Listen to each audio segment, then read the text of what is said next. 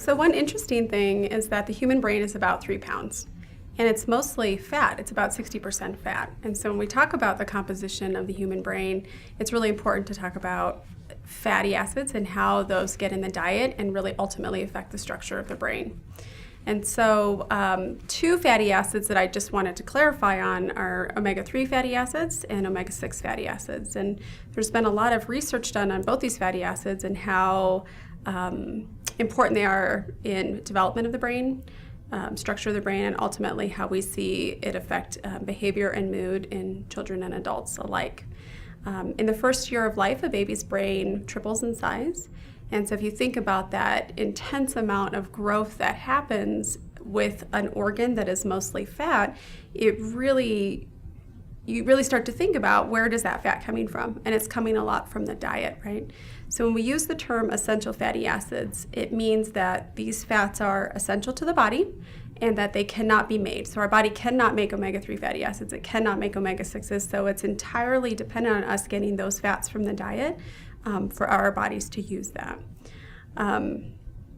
Omega-3 fatty acids are more characterized as your anti-inflammatory fats, and so they're going to be more helpful in reducing inflammation in the body, whereas your omega-6 fatty acids are more characterized as being pro-inflammatory, which raise inflammation in the body. Both of those processes are absolutely necessary for daily function. I mean, for example, when you get a cut on your knee and the tissue starts to swell up and it gets red, that's inflammation. That's important. It's an important part of the immune system to take place. So we don't want to shut down all inflammatory pathways of the body. But what we've seen over time, and a large contribution, is the way that diets have changed over the last many decades, is that our diets are much more inflammatory. So now we're having this exaggerated response of inflammation in the diet and this less exaggerated anti-inflammatory response. So an ideal balance of omega-3s to omega-6s in the body is about 1 to 4, okay? And so if you look at how diet and traditional diets were, if you look at traditional Japanese diet, the ratio is about a 1 to 4 ratio between omega-3s to omega-6s.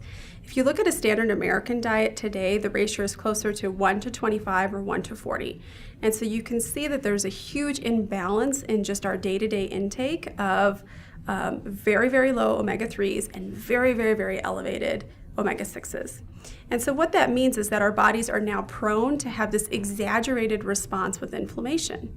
And so everything that is promoting an inflammatory response is just going to be much higher, much more exaggerated, and we don't have that counterpart of reducing inflammation. Okay?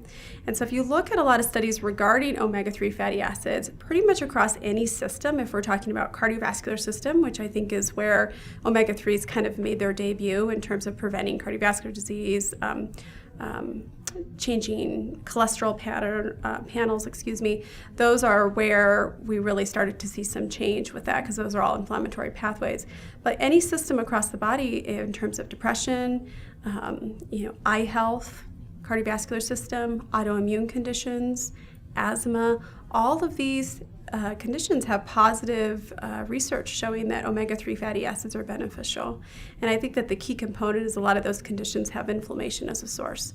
And when we talk about mental health specifically, depression, bipolar, anxiety, and even schizophrenia, there are positive research articles demonstrating that a proper ratio of omega-3 fatty acids in the body is beneficial and can prevent relapse, particularly when we talk about postpartum depression in moms, that's oftentimes a key symptom for me to say that there may be an essential fatty acid deficiency.